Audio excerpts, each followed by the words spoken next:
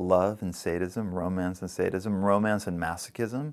Have you never been in love with someone and felt, whoa, this is either not happening on a certain level, and you keep it going? I mean, when romance is great, fine, yes, there is no sadism or masochism to it, but love can be terribly sadistic if it doesn't work out right.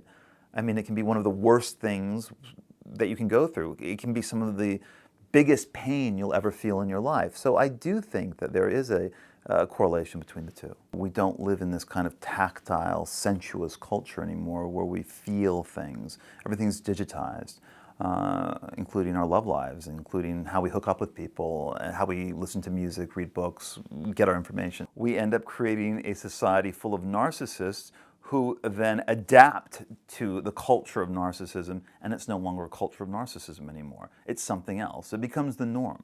It becomes what's normal. And I think that is what's happening.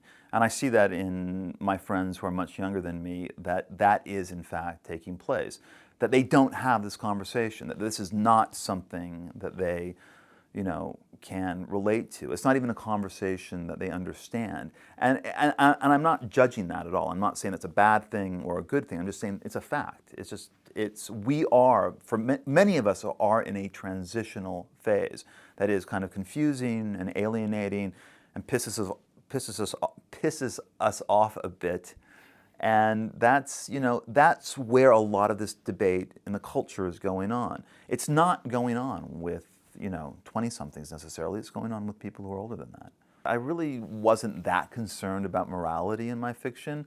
I think the morality is there basically because I'm a satirist on a certain level. I'm a satirist. And I think if you are a satirist, you are pointing out problems that you find in the world and in society and in the culture. And I think on that level, it automatically makes you a moralist because you're doing something that's moral. You're pointing out flaws in a system. But in terms of why I write and what makes me want to create art, I can't define. And it is not because I wake up in the morning and I say, I'm a moralist and I must show the world that I'm a moralist and that the things that are happening out in that world are immoral, and it's my job to fix that. It was a style that I was very interested in, and I was very surprised by the effects that kind of neutrality of style achieved when laid against extreme acts.